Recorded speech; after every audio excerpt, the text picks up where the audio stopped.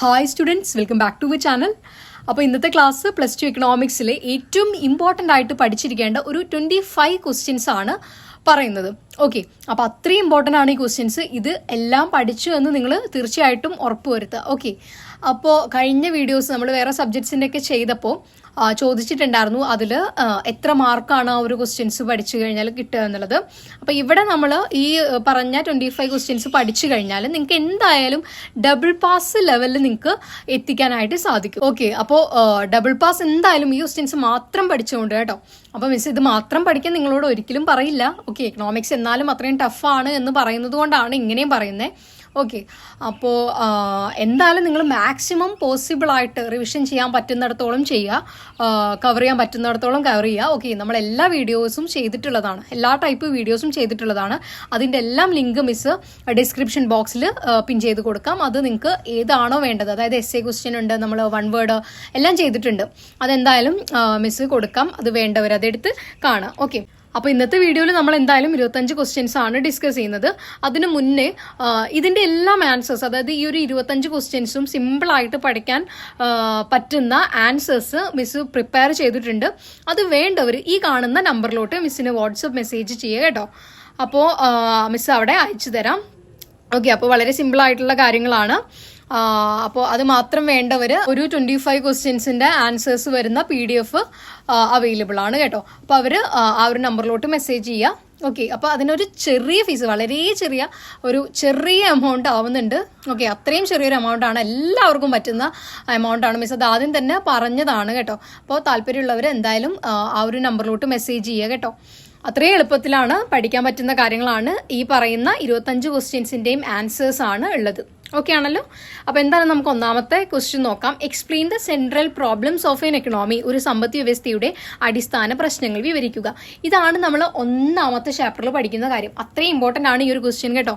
അപ്പോൾ എന്തായാലും പഠിച്ചു വെക്കാം. മിസ് ഈ 25 ക്വസ്റ്റ്യൻസ് ഇമ്പോർട്ടൻ്റ് ആണ് എന്ന് പറയുന്നത് കൊണ്ട് ഈ ഒരു വീഡിയോ ചെയ്യാനുള്ള ഉദ്ദേശം തന്നെ കുറേ പേർക്ക് എന്താണ് വളരെ പേടിയുണ്ട് അല്ലേ എക്കണോമിക്സ് എക്സാമും. അപ്പോൾ അവർക്ക് വേണ്ടിയിട്ടും കൂടെയാണ് ഈ ഒരു 25 ക്വസ്റ്റ്യൻ തിരഞ്ഞെടുത്ത് മിസ് പറയുന്നത്. എന്താണെന്ന് വെച്ചാൽ കാരണം കുറേ പേർക്ക് ടെൻഷനാണ്, തോൽക്കുക എന്നുള്ള ഭയമൊക്കെയാണ്. അപ്പോൾ അവർ ഈ ഒരു ഇത്രയും ക്വസ്റ്റ്യൻസ് പഠിച്ചെന്ന് ഉറപ്പ് വരുത്തുക. നിങ്ങൾ എന്തായാലും തോൽക്കൊന്നുമില്ല കേട്ടോ. ഇത്രയും ക്വസ്റ്റ്യൻസ് എന്തായാലും എക്സാമിന് ഉറപ്പായിട്ടും ചോദിക്കുന്നതാണ്.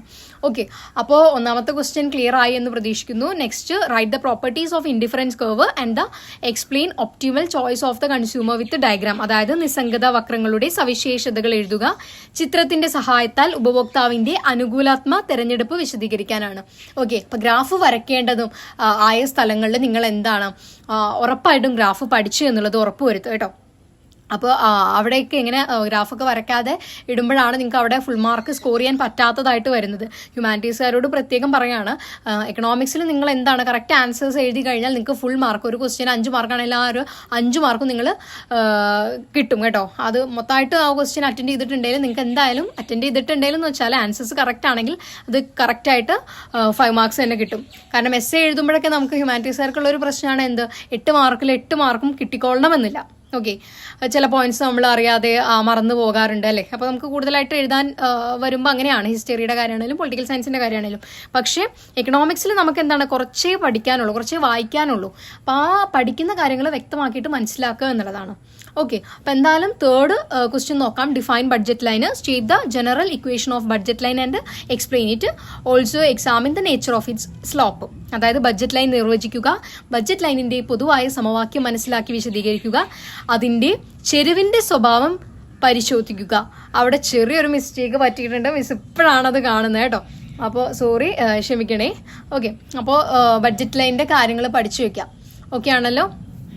അടുത്തത് 4th ക്വസ്റ്റ്യൻ ആണ്. State law of variable proportions with help of A diagram. അതായത് വിവേകാനുപാത നിയമം ഒരു ചിത്രത്തിന്റെ സഹായത്താൽ പ്രതിപാദിപ്പിക്കാനാണ് കേട്ടോ. ഓക്കെ ആണല്ലോ. എന്താണ് ആ ഒരു ലോ കറക്റ്റായിട്ട് നിങ്ങൾ പഠിച്ചു വെക്കുക, ഡയഗ്രാം പഠിക്കുക. ഓക്കെ, അടുത്തത് 5ാമത്തത് TFC, TVC, TC, AFC, AVC, SAC, SMC. ഇത്രയും കാര്യങ്ങൾ കാണാൻ നിങ്ങൾ ഷുവറായിട്ടും പഠിക്കണം. 6 മാർക്കിന്റെ ക്വസ്റ്റ്യൻ ആണ്.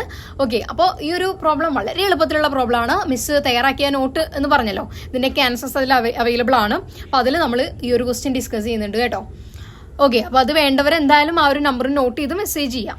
Okay, next, write the features of perfect competition market and diagrammatically explain profit maximization under perfect competition. അതായത് സമ്പൂർണ്ണ മത്സരത്തിന്റെ ലാഭം വർദ്ധിപ്പിക്കുന്ന വ്യവസ്ഥകൾ സംക്ഷിപ്തമായി വിശദീകരിക്കുക. കൂടാതെ പൂർണ്ണ മത്സരത്തിന്റെ ഹ്രസ്വകാല ദീർഘകാല ലാഭം വർദ്ധിപ്പിക്കുന്ന അവസ്ഥകൾ ചിത്രീകരിക്കുക. വളരെ എളുപ്പമാണ്, വളരെ ഇമ്പോർട്ടന്റ് ആയിട്ടുള്ള ക്വസ്റ്റ്യൻ ആണ് കേട്ടോ. നെക്സ്റ്റ് 7th ക്വസ്റ്റ്യൻ ആണ്, list the functions of central bank and analyse the functioning of any two quantitative credit control instrument of reserve bank.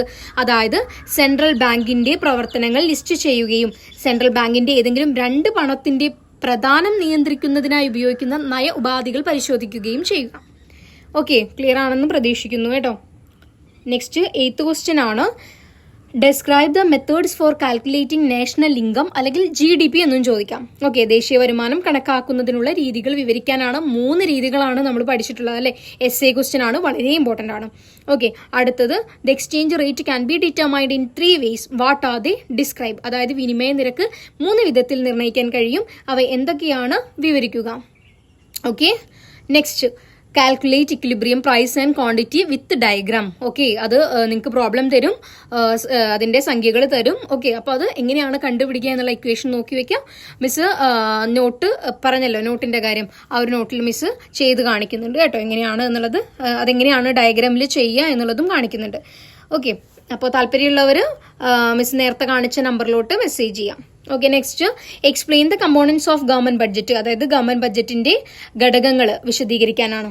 Next distinguish between positive and normative economics. Positive normative സാമ്പത്തിക ശാസ്ത്രം വേർതിരിച്ച് എഴുതാനാണ്. Okay ആണല്ലോ. Next explain the circular flow of income with diagram. അതായത് വരുമാനത്തിന്റെ ചാക്രിക പ്രവാഹം graph സഹിതം വിശദീകരിക്കാനാണ്. അപ്പൊ മിസ് പറഞ്ഞല്ലോ, ഗ്രാഫ് എവിടെയൊക്കെയാണോ നമുക്ക് പഠിക്കാനുള്ളത് അതെല്ലാം പഠിച്ചു വെക്കണം. ഓക്കെ, അപ്പോൾ ഇങ്ങനെ ഗ്രാഫ്, ഇപ്പോൾ ഒരു സർക്കുലർ ഫ്ലോ ഓഫ് ഇൻകം എന്നുള്ളത് നമുക്ക് എന്താണ്, ഗ്രാഫ് വരച്ചേ പറ്റൂ അല്ലേ. അപ്പൊ അത് വരയ്ക്കാതെ എഴുതി കഴിഞ്ഞാൽ നിങ്ങൾക്ക് അവിടെ മാർക്ക് ലെസ് ആവും അല്ലേ. അപ്പൊ എന്തായാലും നമ്മൾ പഠിക്കുന്നതിന്റെ കൂടെ എല്ലാത്തിന്റെയും ഗ്രാഫും പഠിച്ചു വെക്കുക കേട്ടോ. അടുത്തത് 14th ആണ്, compare micro and macro economics. അതായത് സ്ഥൂല സാമ്പത്തിക ശാസ്ത്രവും സൂക്ഷ്മ സാമ്പത്തിക ശാസ്ത്രവും താരതമ്യം ചെയ്യാനാണ്. ഓക്കെ, അടുത്തത് describe the functions of money. പണത്തിന്റെ ധർമ്മങ്ങൾ വിവരിക്കുക. 3 ധർമ്മങ്ങളാണ് മെയിൻ ആയിട്ടുള്ളത് അല്ലേ. അടുത്തത് കാൽക്കുലേറ്റ് APC, MPC, MPS. എങ്ങനെയാണ് കാൽക്കുലേഷൻ എന്നുള്ളത്, ഇതിന്റെ ഇക്വേഷൻ ഒക്കെ നോക്കി വെക്കുക കേട്ടോ. ഒരു പ്രോബ്ലം ഒക്കെ നിങ്ങൾ എഴുതി ചെയ്തു നോക്കുക. ഓക്കെ, അടുത്തത് explain components of aggregate demand in A 2 sector model economy. അതായത് ദ്വിമേഖലാ മാതൃക സമ്പദ് വ്യവസ്ഥയിലെ മൊത്തം ഡിമാൻഡ് ഘടകങ്ങൾ വിശദീകരിക്കാനാണ്. ഓക്കെ, അടുത്തത് 18th ക്വസ്റ്റ്യൻ ആണ്, differentiate between nominal and real GDP. അതായത് നാമമാത്ര GDPയും യഥാർത്ഥ GDPയും തമ്മിലുള്ള വ്യത്യാസം എന്താണ്. അതുപോലെ തന്നെ can the GDP of A country be taken as an index of the welfare of the people of that country. Explain. അതായത് ഒരു രാജ്യത്തെ GDPയെ ആ രാജ്യത്തെ ജനങ്ങളുടെ ക്ഷേമ സൂചകമായി കണക്കാക്കാമോ? വിശദീകരിക്കുക. ഇത് നമുക്ക് മോഡൽ എക്സാമിന് വന്നൊരു ക്വസ്റ്റ്യൻ ആണ് അല്ലേ. അപ്പോൾ അവിടെ വന്നതൊന്നും ഇവിടെ വരുന്നില്ല അല്ലെങ്കിൽ വരില്ല എന്ന് നമുക്ക് പറയാൻ പറ്റില്ല. ഓക്കെ, അപ്പോൾ എന്തായാലും ഈ GDPയുടെ കാര്യം പഠിക്കുമ്പോൾ നമുക്ക് മൊത്തമായിട്ട് പഠിക്കാം അല്ലേ. അപ്പോൾ ഇങ്ങനെ ഒരു A ക്വസ്റ്റ്യൻ B ക്വസ്റ്റ്യൻ ഒക്കെ വന്നു കഴിഞ്ഞാൽ എന്താണ്, നമുക്ക് ഫുൾ മാർക്ക് തന്നെ വേണം. അപ്പോൾ GDPയിൽ എന്തൊക്കെയാണ് പഠിക്കാനുള്ളത് അതെല്ലാം നമുക്ക് പഠിച്ചു വയ്ക്കാം. ഓക്കെ, അടുത്തത് prepare a brief account on the concept of paradox of thrift. മിതവ്യയത്തിന്റെ വിരോധാഭാസം എന്ന ആശയത്തെക്കുറിച്ച് ഒരു ഹ്രസ്വ വിവരണം തയ്യാറാക്കാനാണ്. ഓക്കെ, അടുത്തത് four major economic sectors in an economy. ഒരു സമ്പദ് വ്യവസ്ഥയിലെ 4 പ്രധാന ഇക്കണോമിക് മേഖലകൾ ഏതെല്ലാമാണെന്ന് എഴുതാൻ. ഓക്കെ, മിസ് പുറത്താണ് ഇരിക്കുന്നത്, ഈ വോയിസ് ഓവർ കൊടുക്കുന്നത് പുറത്തിരുന്നാണ്. ഓക്കെ, അപ്പോൾ അതുകൊണ്ടാണ് നിങ്ങൾക്ക് എക്സ്റ്റേണൽ നോയ്സ് വരുന്നത് കേട്ടോ, ഒന്ന് ക്ഷമിക്കണേ. ഓക്കെ, അടുത്തത് 21 ആണ്, write a short note on the emergence of macro economics. സ്ഥൂല സാമ്പത്തിക ശാസ്ത്രത്തിന്റെ ആവിർഭാവത്തെക്കുറിച്ച് ലഘു കുറിപ്പ് എഴുതാനാണ്. ഓക്കെ, അതിൽ അറിയാലോ ഗ്രേറ്റ് ഡിപ്രഷനൊക്കെ എഴുതണം നിങ്ങൾ. അടുത്തത് right down the 3 stages of returns to scale. തോതനുസരിച്ചുള്ള ആദായത്തിന്റെ 3 ഘട്ടങ്ങൾ എഴുതാനാണ്. ഓക്കെ, അടുത്തത് 23 ആണ്, compare open and closed economy. അതുപോലെ അതിലൊരു A ക്വസ്റ്റ്യൻ ഉണ്ട്, what are the 3 ways in which economy interact with rest of the world. അതായത് തുറന്ന സമ്പദ് വ്യവസ്ഥയും അടഞ്ഞ സമ്പദ് വ്യവസ്ഥയും താരതമ്യം ചെയ്യാൻ. അതിൽ A ക്വസ്റ്റ്യൻ, ഒരു സമ്പദ് വ്യവസ്ഥ മറ്റു ലോക സമ്പദ് വ്യവസ്ഥകളുമായി ബന്ധപ്പെടുന്നതിനുള്ള 3 മാർഗങ്ങൾ വിശദീകരിക്കാനാണ്. ഓക്കെ, അടുത്തത് 24th ക്വസ്റ്റ്യൻ ആണ്, compare price ceiling and floor price. വില പരിധിയും തറവിലയും താരതമ്യം ചെയ്യാനും. Okay, last question, distinguish between BOP and BOT, balance of payment, balance of trade. Okay, അപ്പം ഇത്രയും കാര്യങ്ങളാണ് മെയിനായിട്ട് നിങ്ങൾ പഠിച്ചതെന്ന് ഉറപ്പ് വരുത്തുക. ഓക്കെ, അപ്പോൾ A+ ആണ് നിങ്ങൾ ഫോക്കസ് ചെയ്യുന്നത് എങ്കിൽ എന്ത് ചെയ്യാം, നിങ്ങൾക്ക് വേറെ സെപ്പറേറ്റ് ഒരു വീഡിയോ മിസ് ഓൾറെഡി ചെയ്തിട്ടുണ്ട്, ഒരു 3 വീഡിയോസ് സീരീസ് പോലെ ചെയ്തിട്ടുണ്ട്. ആ ഒരു വീഡിയോ തീർച്ചയായിട്ടും കാണാം. അതുപോലെ തന്നെ മിസ് കഴിഞ്ഞ അപ്ലോഡ് ചെയ്ത വീഡിയോ നിങ്ങൾ തീർച്ചയായിട്ടും കാണാം. A+ നിങ്ങൾക്ക് ഷുവറായിട്ടും എളുപ്പത്തിൽ ലഭിക്കും കേട്ടോ. അപ്പോൾ പേടിക്കൊന്നും വേണ്ട, നിങ്ങൾ ഒരു ടെൻഷനും ആവണ്ട. ക്വസ്റ്റ്യൻസ് എല്ലാം നിങ്ങൾ ഒന്ന് ഇൻഡയറക്റ്റ് ആക്കുമെങ്കിലും നിങ്ങൾക്ക് എന്താണ് പഠിച്ച കാര്യങ്ങൾ മാത്രമായിരിക്കും എഴുതാനുണ്ടാവുക. അത് നിങ്ങൾ ജസ്റ്റ് ഒന്ന് ടൈം എടുത്ത് ആലോചിച്ച് എഴുതുക. നിങ്ങൾ പഠിച്ച കാര്യങ്ങൾ തന്നെ വരുള്ളൂ. ഓക്കെ, ക്വസ്റ്റ്യൻ ഒന്ന് ടെസ്റ്റ് ചെയ്യുന്നതാണ്. ഓക്കെ, അപ്പോൾ എന്തായാലും ഓൾ ദി ബെസ്റ്റ്. നന്നായിട്ട് എക്സാം എഴുതാം, ടെൻഷനൊന്നും വേണ്ട കേട്ടോ. ഓക്കെ, അപ്പോൾ മിസ് ഓൾറെഡി പറഞ്ഞിട്ടുണ്ടായിരുന്നു നോട്ട്സിൻ്റെ കാര്യം. ഇത്രയും നമ്മൾ പറഞ്ഞ് ഈ 25 ക്വസ്റ്റ്യൻസിൻ്റെ ആൻസേഴ്സ് അവൈലബിൾ ആണ്. അത് വേണ്ടവർ മിസ്സിൻ്റെ ഈ ഒരു നമ്പറിലോട്ട് വാട്സപ്പ് മെസ്സേജ് ചെയ്യാം, മിസ് അവിടെ അയച്ചു തരാം. അതിന് വളരെ ചെറിയൊരു ഫീസ്, വളരെ ചെറുതാണ്, എല്ലാവർക്കും പറ്റുന്ന തരത്തിലുള്ളൊരു ഫീസ് അതിനാവുന്നുണ്ട്. ഓക്കെ, അപ്പോൾ അത് വരുന്നുണ്ട്, മിസ് ആദ്യം തന്നെ പറയാണ് കേട്ടോ. അപ്പോൾ അത് താല്പര്യമുള്ളവർ ആ ഒരു നമ്പറിലോട്ട് മെസ്സേജ് ചെയ്യുക. ബോത്ത് ലാംഗ്വേജിൽ അവൈലബിൾ ആണ് നോട്ട്സ് കേട്ടോ. ഓക്കെ, അപ്പോൾ എന്തായാലും നന്നായിട്ട് പഠിക്കാം, ഇനിയും സമയമുണ്ട്, വൈകിട്ടില്ല. ഓക്കെ, അപ്പോൾ ഓൾ ദി ബെസ്റ്റ്. അപ്പോൾ ഈ ഒരു വീഡിയോയോട് കൂടി അപ്പോൾ ഈ ഒരു അക്കാഡമിക് ഇയർ ഇവിടെ കംപ്ലീറ്റ് ആവും കേട്ടോ. അപ്പോൾ എന്തായാലും ഓൾ ദി ബെസ്റ്റ്. ഓക്കെ, അപ്പോൾ എല്ലാവർക്കും ഫ്യൂച്ചറിലേക്ക് ഒരു ബെസ്റ്റ് വിഷസും കൂടെ നേർന്നിട്ട് ഈ ഒരു വീഡിയോ മിസ് ഇവിടെ അവസാനിപ്പിക്കുകയാണ്. ഓക്കെ.